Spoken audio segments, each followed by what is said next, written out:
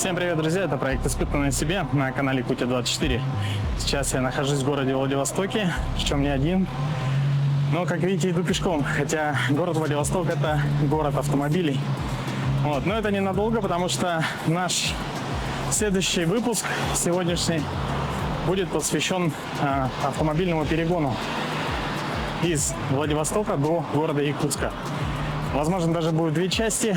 Ну, посмотрим, как покажет время. Ну, а пока я преодолеваю достаточно, по нашим якутским меркам, серьезный подъем в городе Владивостоке.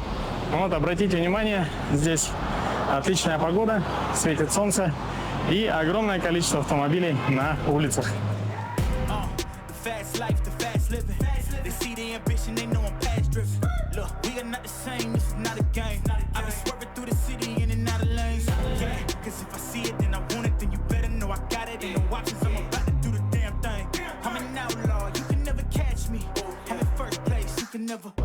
These are the moments, only got one life. This is your moment, whether wrong or right. Your own enemy, your own enemy, your own enemy. Yeah. When I fall, I keep running. Feel the pain, but I love it. Yeah. You know I'm built for it. You ain't gotta ask twice. You ain't by that fast life. 100 on the dash with the cash light. You ain't by that fast life. Big dog status with your stats like. You ain't by that fast life. Just know 100 duffers at the bag price. You ain't by that fast life. 6 speed, yeah, I'm smashing on the gas, gas, gas. It's a fast life. Ну вот и цель нашей передачи. Мы, соответственно, вот этот автомобиль с Дмитрием должны перегнать в город Якутск. Но перед этим во Владивостоке есть определенные традиционные моменты. И сейчас мы поедем на обклейку и подготовку автомобиля к перегону. Испытано на себе. Так как мы люди, которые живут в Якутске, не очень привыкшие к движению во Владивостоке, нужно обязательно подготовить чуть-чуть машину. Это крепежка для телефона, для навигации. Соответственно, наверное, лучше сюда, да, поставить? Да. Так, сейчас таким образом. Так, телефон сюда и прикуриватель. Так, ну вот теперь с навигацией поудобней. Машина новая. Готов? Да. Поехали. Поехали. Резвая машина. Рейвик, да? Резвая. Subaru. Тормоза хорошие. Сиденье немножко высоковато стоит.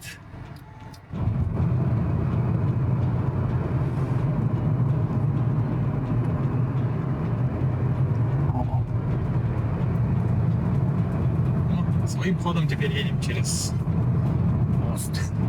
Мост. Приехали на Сахабазу. Вы приехали. Спасибо, что используете 2GIS. Так, первые километры по Владивостоку чуть-чуть привыкал к газу, к тормозу. И автостопу.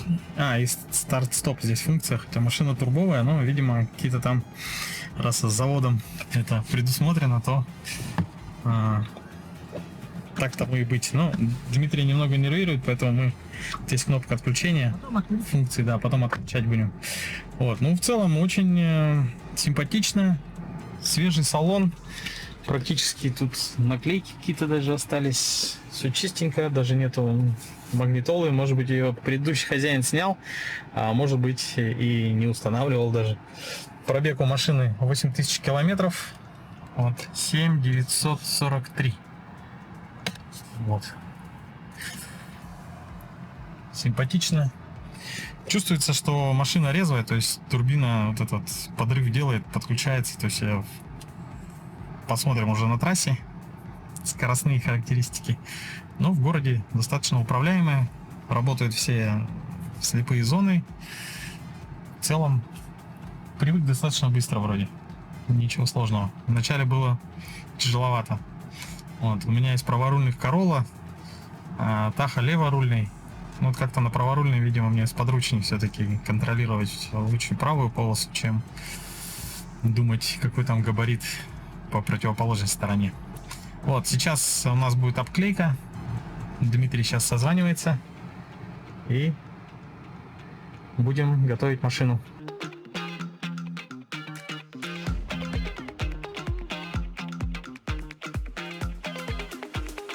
Так, ну сейчас мы пригнали машину на Сахабаза. Здесь наши ребята, вот, и будет подготовка автомобиля. Соответственно, нос, да, затягиваем. Да, все, весь перед и крыло вот. И крыло. Можно И второй. на два, можно одно. Ну, по идее, отсюда летит. То есть одну сторону можно. Вот, второе лобовое. Ну, вообще, Дмитрий такой человек, что все выяснил про машины. Лобовые стекла у Форестеров такие достаточно хрупкие, поэтому было принято решение поставить китайское второе лобовое, и чтобы не было никаких проблем с основным стеклом. Угу. Все? Еще? Ой. Так. Так, что где держать потом? Здесь, да? Ага, нажали? Сейчас вызвать.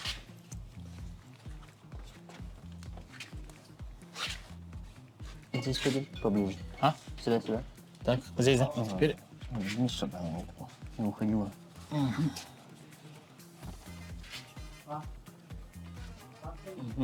Сюда перехожу, да? Сейчас, подожди. Ага, взял. Чуть-чуть опусти-ка. Отпустить? Держи.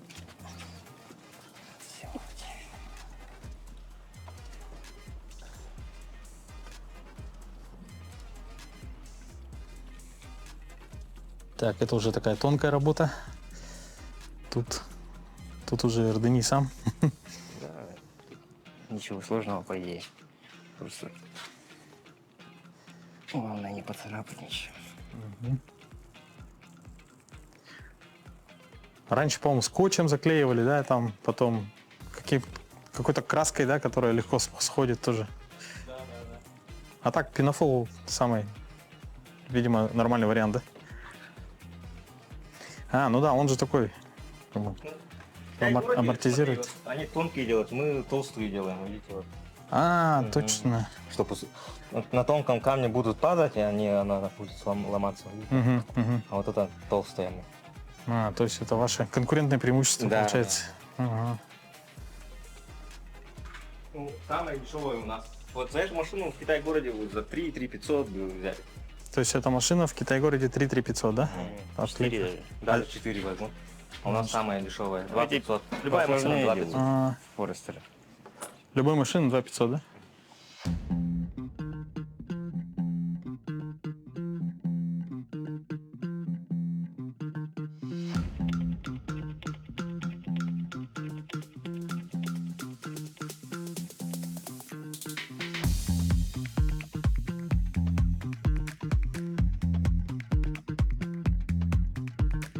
Да, друзья, очень приятно, когда здесь, в Владивостоке, встречаешь земляков. Вот Петр Копылов уже давно работает в Владивостоке, здесь уже своя база. Петр, чем занимаетесь? В основном запчастями, с аукционом занимаемся. У нас автовоз, автосервис.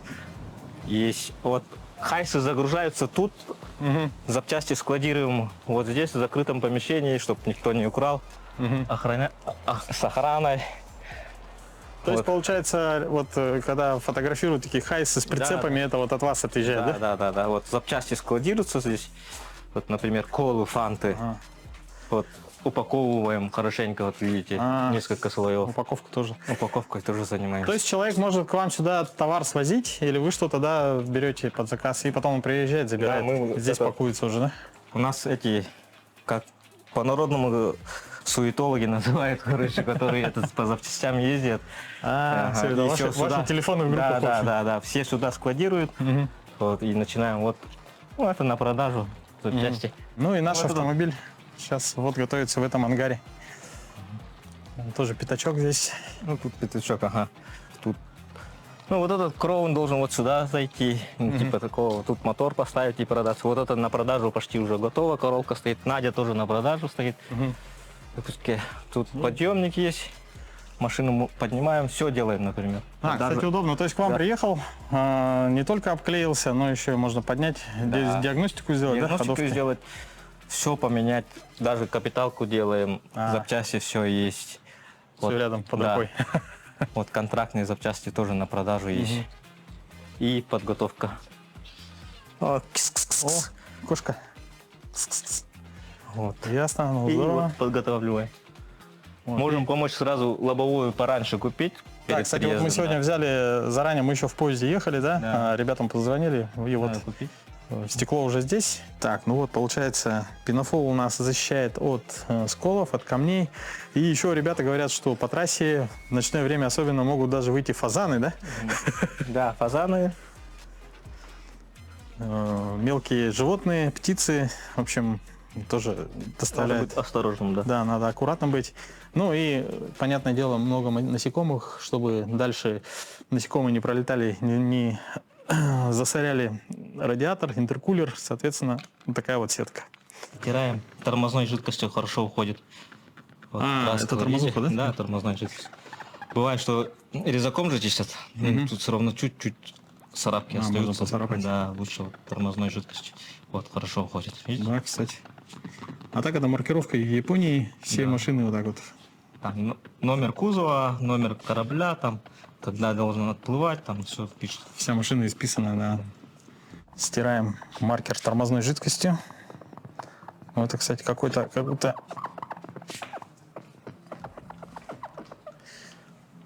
Старая надпись, что ли? Пожелтела немного. Да, у нас мы в 17:30 надо на замену масла записались. Уже 16:10. Так, тем временем вот у нас уже левое крыло готово. Нос, сетка. Так, здесь сейчас будем заниматься вторым лобовым.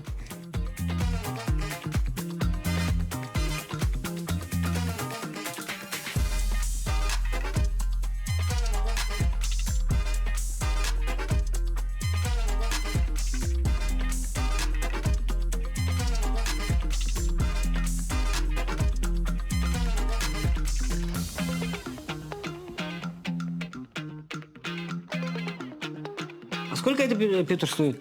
Изолента? А, не, оклейка там. Оклейка лобовая. 500. Ага. Любая машина. Ага. В Китай-городе побольше будет. Это 4 рубля примерно, 3,5. А в Китай-городе лобовое не ставят. В автотрейде могут поставить, но там очередь и дорого. Мгм. А у вас комплекс тогда получается оклейка и лобовой? 4000. 4000. С сеткой, смотрите, какая сетка. Вообще.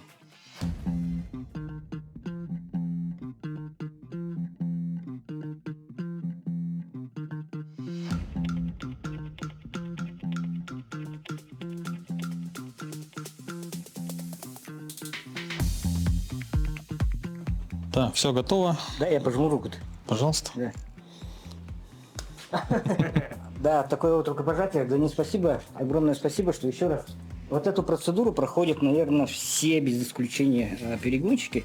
Проходят разные. Есть в Китай-городе, вот как Петр сказал, там не клеют лобовое стекло. Автотрейде могут наклеить, но, скажем так, они не приспособлены к реалиям вот этих якутских традиций, когда каждую зиму мы клеим второе лобовое там, и так далее. И пенкой покрывается и капот, бампер. Здесь натягивается сетка от насекомых. Насекомых будет в пути, наверное, очень много.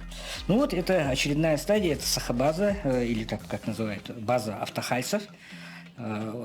Днепровская 21А, строение 4, не путать с Днепровской 21, строение 4, как мы первый раз заехали, да? 21А, строение 4. И ребята будут рады помочь. Еще раз, цены гуманнее, кстати, чем в том же Китай-городе.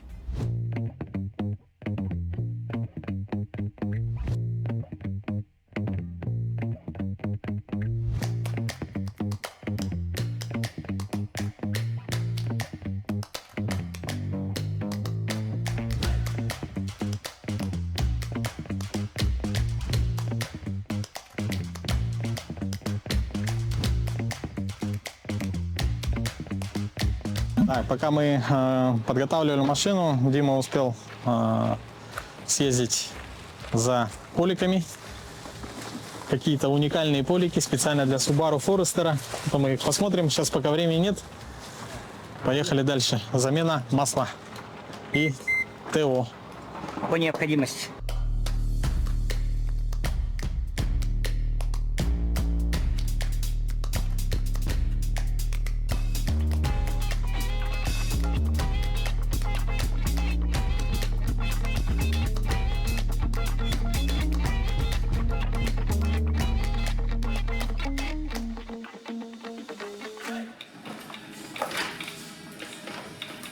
Смотрите, у него ставим и фильтр, и масляный. То есть можно вообще в одно корыто сливать, чтобы удобно. И пластик снимать необходимости нет. Вообще никакой, да, очень удобно сливать. Так, тут на 17 идет, да. Ну такое масло. Ну, такое темное, да? Ощущение такое, что он не менял. Пробег Скорее всего, не менял. Вот цвет такой же отработанный. И, ну, если бы он свеженько был, он был бы такой цвет более-менее как, ну, гитарный угле. Ясно. То есть он на 5 не менял? Нет, да, вы правы абсолютно. Ну, судя по цвету, замены не было. Да есть смысл японцев, я знаю японцев, с ними проработал много лет. Но они никогда машины на продажу не дают масло менять. И если ему отдельно за это заплатить, тогда да. Я сейчас не успел отснять, но вот наш мастер взял стаканчиком бумажным, открутил фильтр. Очень удобно, да? И руки чистые. И руки чистые. Вот так. Лайфхак. Да, внизу все красиво. У машины пробег почти 8000 километров.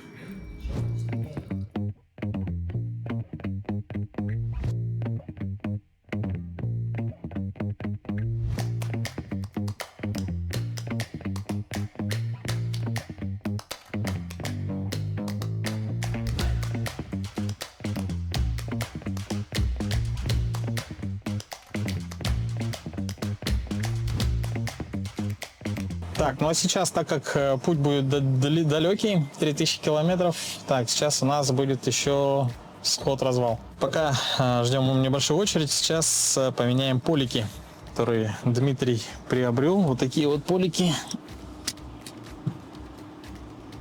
с бортиками, в общем, красота. Перемычка потом, да? Или сначала? Он выезжает.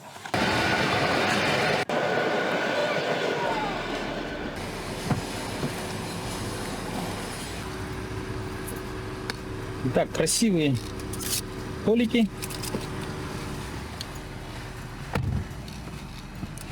Развал схождения сделали.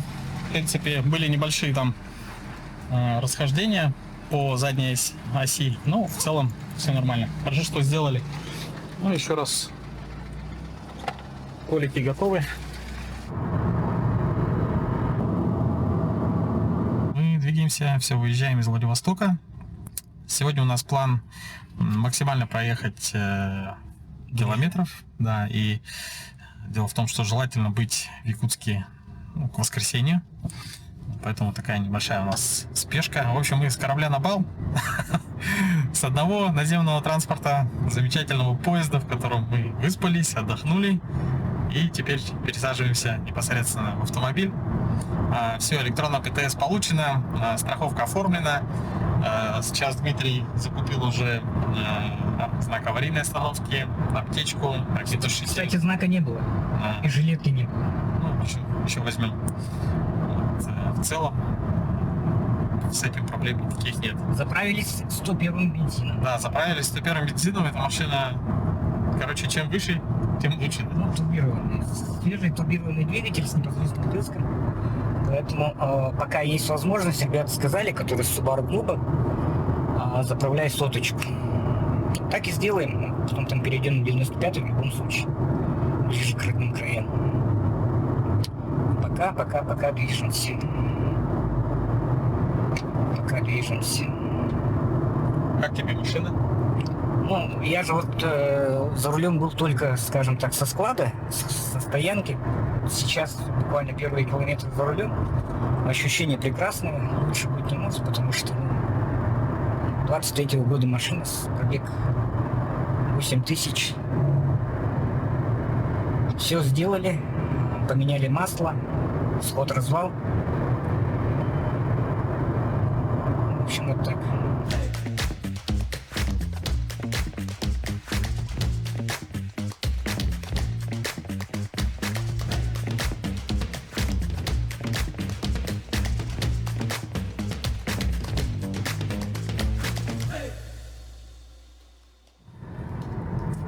Так, раннее утро, мы выезжаем в 5 утра. Вчера, так как мы не профессиональные перегонщики, а вчера был очень насыщенный день, мы проехали около 200 километров от Владивостока и решили встать в гостинице, чтобы полноценно помыться, отдохнуть, поспать. И сегодня у нас световой день, уже немного начинается рассвет, и мы начинаем наш путь до города Якутска.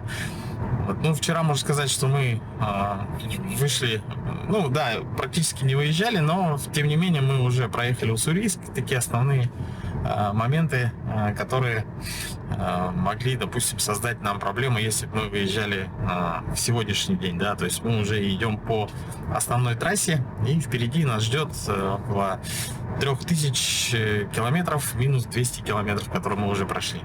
Вот. На дорогах безлюдно, безмашинно. Мы сейчас ищем кофе. Аппарат с кофе, может быть, это будет зерновой кофе, чтобы немного взбодриться и начать наш новый день. Так, в этот ранний час сложно найти кафе, но мы...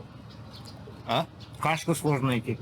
Да, кашку сложно найти, но мы нашли вот такой вот целый комплекс. Здесь взяли кофе, беляш, хотел в конце взять, но пока готового нет. Но очень вкусно. Дима в поисках зернового кофе, да?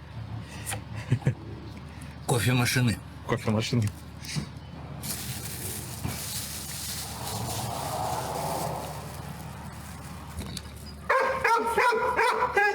Профессиональный попрошайка. Тихо, на. Опа. Что? Ну-ка, сейчас еще будет просить, да? Скажет мало.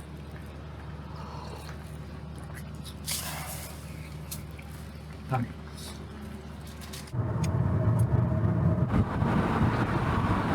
Через 300 метров развернитесь. Мы нашли кафе. Время 9. Вы проехали уже... Вы приехали. Приятного аппетита. Спасибо. 260 километров с утра. И сейчас нужно хорошо позавтракать. Сделается, да? Вы присаживайтесь. Хлеб не дали, да? Я дала. Еще один чай.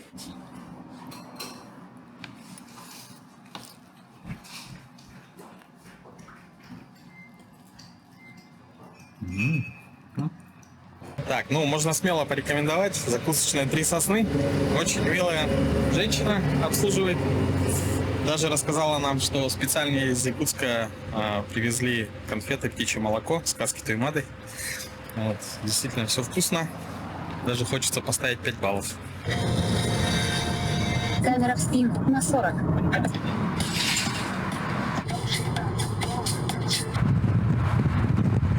Огромный.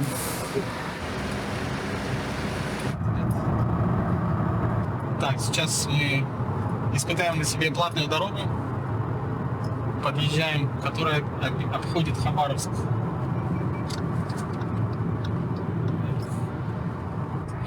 Въезд на платную дорогу. Справа пробные.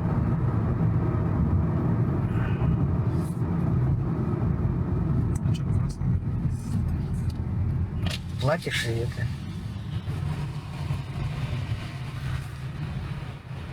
Возьмите билет.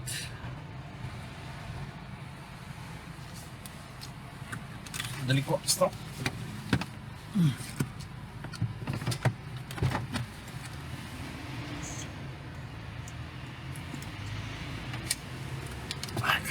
Билетик. Не смог пристегнуться.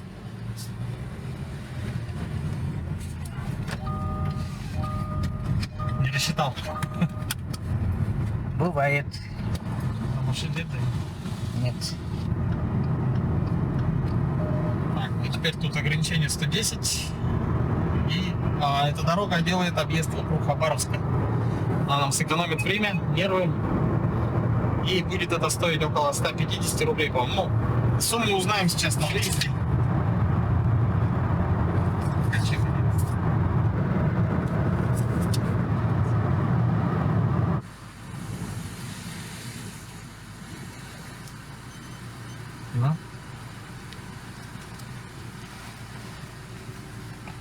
Поехали.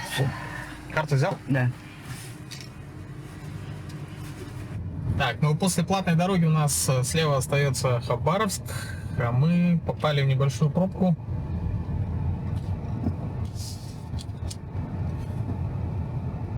За неизвестно чем. Мини-экскаватор.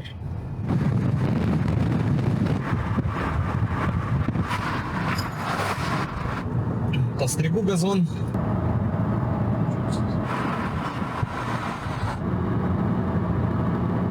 Вот сила Сибири. Так, сейчас, когда трасса стала посвободнее, мы нашли автомобиль, который идет в нашем темпе. Он идет где-то 100-105 км в час. И мы подцепились с помощью адаптивного круиз-контроля. Функция у Форестера iSight называется. То есть сейчас, допустим,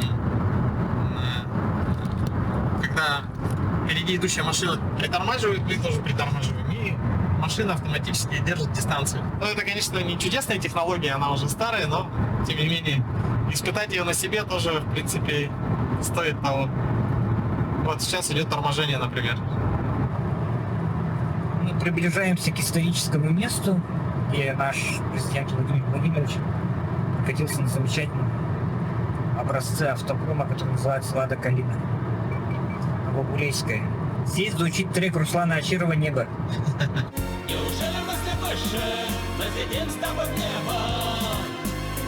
Унесемся от проблем далеко, от всего, что так нелегко. Неужели мысли выше, держи мою руку крепче и не отпускай, и не отпускай, не отпускай. Ну что, наш путь продолжается, и каждый уважающий себя якутянин, который едет на машине, должен обязательно встать, сфотографироваться около 3 стел. Первая, одна из них, если вы едете с Владивостока, как только проезжаете Новобурейскую ГЭС, это стела Москва-Владивосток. Вторая – это на Неверской трассе, соответственно, трасса Лена. И третья стела – это, конечно, граница Республики Саха-Якутия. Мы вот двигаемся, в машине проводим много времени, получается, весь световой день сегодня прошел. Скоро уже будет остановка. Но вот мы постепенно всякие фишки тут смотрим, вот разобрались с адаптивным круиз-контролем.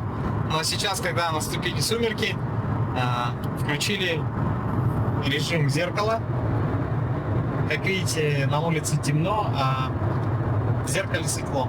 А стандартное зеркало выглядит вот так. То есть практически только можно ориентироваться по фарам сзади идущих машин. Но если переключить в такой формат, получается такой, срабатывает камера заднего вида, выведенная на именно зеркало. И это, по-моему, камера, которая именно для зеркала. Она стоит у нас здесь, да? В багажнике. В заднем стекле. В заднем стекле багажника. Мы прошли сегодня световой день. Останавливаемся в гостинице, называется Максим? Да. Вот. И сейчас пойдем поужинаем. Прошли сегодня 1100 или 1200 километров. В общем, что, комары здесь, дикие комары, поэтому... Вообще жесть, какие. Красивая гостиница. Лестница на чердак красивая.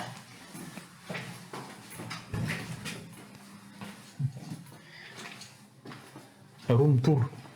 Ух ты. Класс. Все как надо.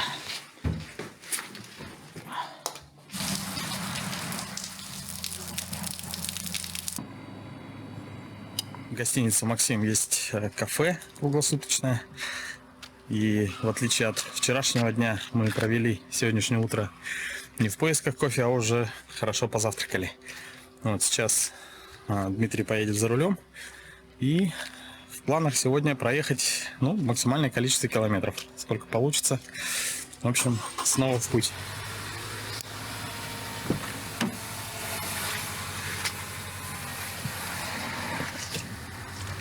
Опа! Че? Туман? Кому-то везут зимнюю резину. Как известно, в Амурской области около города Циолковский находится космодром Восточный. И мы сейчас проезжаем как раз мимо него. Но так как мы в режиме перегона автомобиля, то, соответственно, проезжаем мимо. Но если вы двигаетесь в туристическом режиме, то есть возможность посетить космодром Восточный, записаться на экскурсию. И после оформления всех необходимых документов у вас может появиться такая возможность. Ну а мы двигаемся дальше.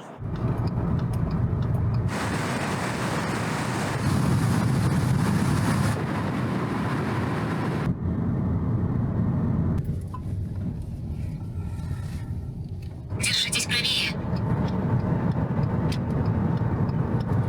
Двигайтесь прямо. 125 километров. Что мы на легендарной развязке на Неверскую трассу. Впереди у нас еще примерно 1/3 пути. Можно сказать, что мы вышли на финишную прямую.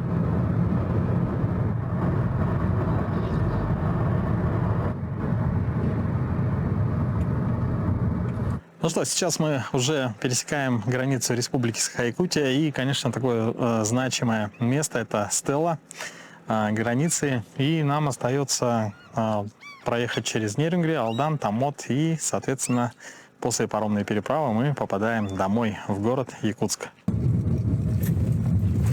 Так не гонись, аккуратно, проезжай мимо. Но он не кинется. Ладно.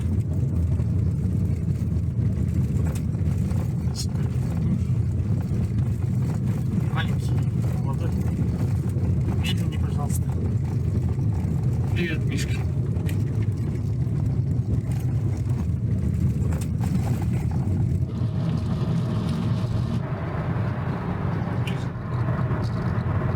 Но мы сейчас двигаемся уже по Неверской трассе. Я был здесь последний раз где-то год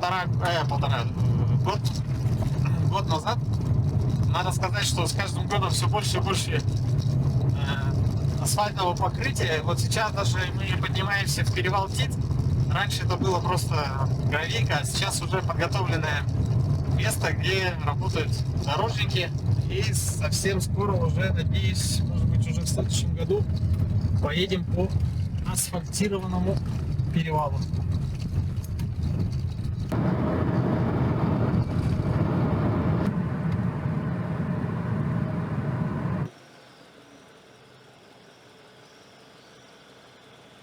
Ну что, доброе утро. Сегодня у нас завершающий день нашего пути. Мы остановились в городе Алдане.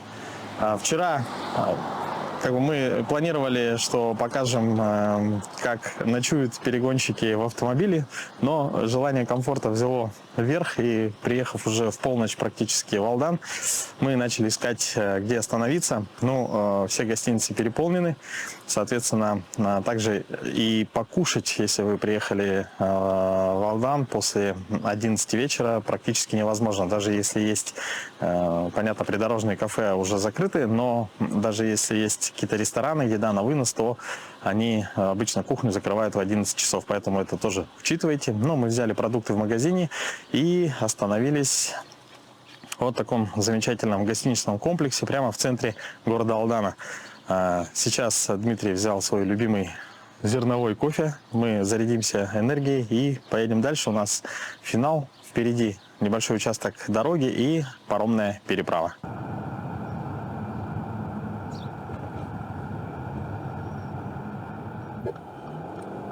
Двигайтесь прямо 508. Двигайтесь прямо 78 километров. Двигайтесь прямо 508 километров, блин? 78. Не, у меня сказал. Только на просторах Якутии можно увидеть, услышать от навигатора слова двигайтесь прямо 508 километров, потом поверните направо.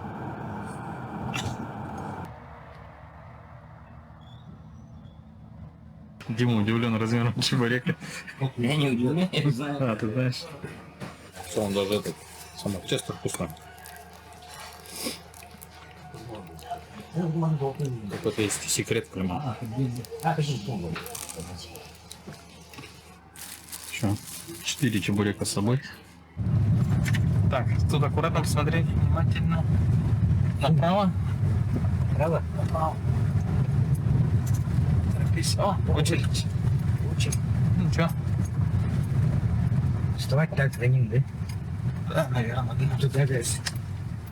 Да пока здесь. Так, наверное? Лучше встань за саксидом.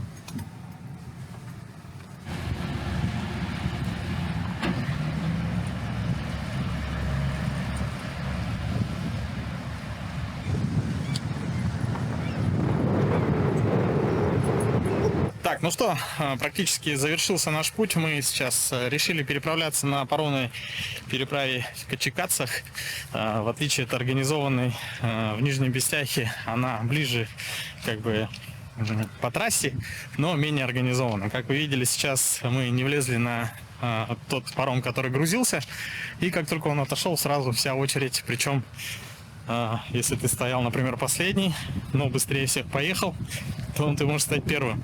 Вот. Но сейчас идет загрузка на следующий паром. Ну, паромы отходят по загрузке. Ну, я думаю, мы сейчас скоро в течение получаса отправимся на тот берег.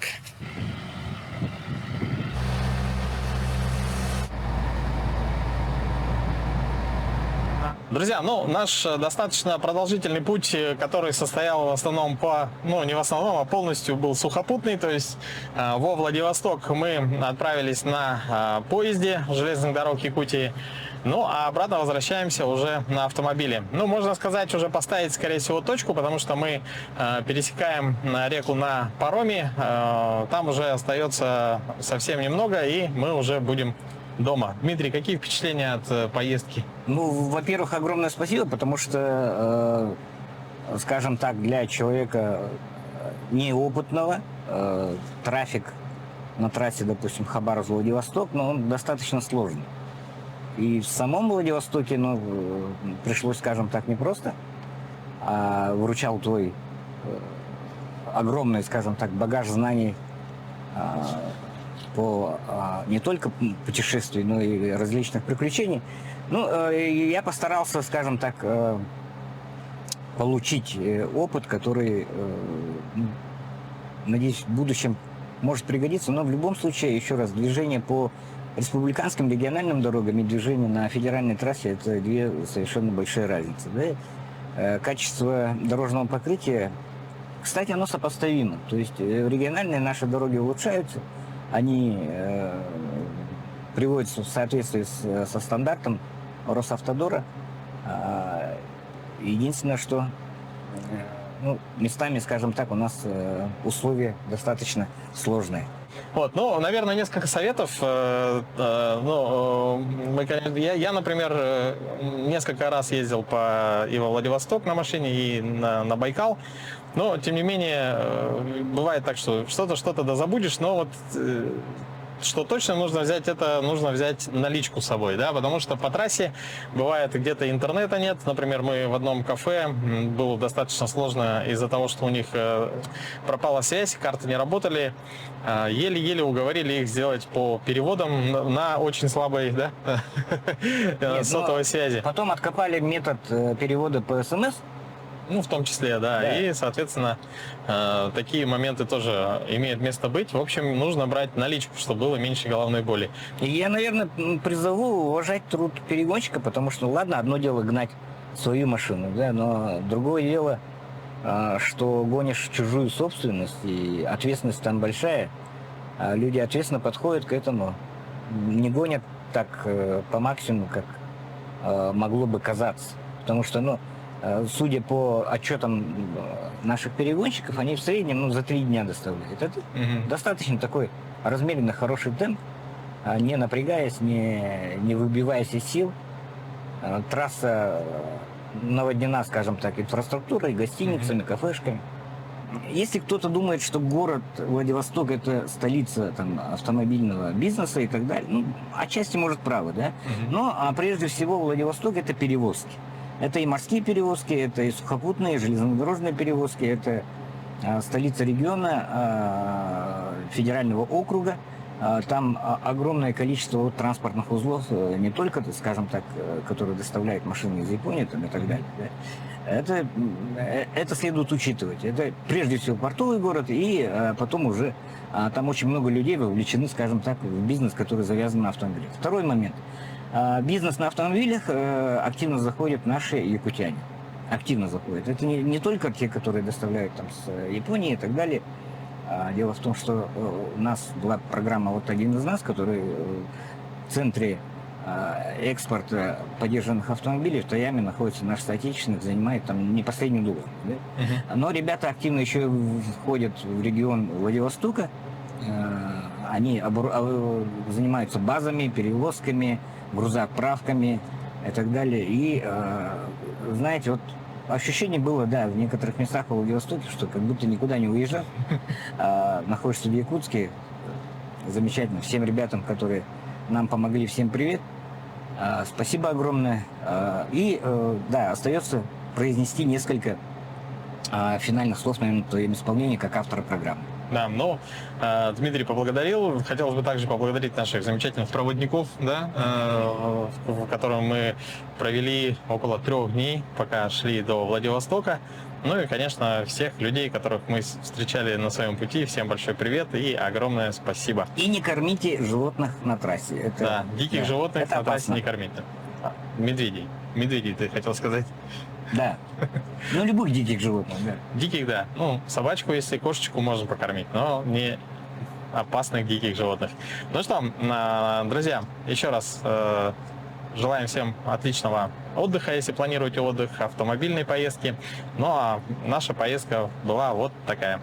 Это был проект «Испытано на себе». Увидимся с вами в следующих выпусках. Пока!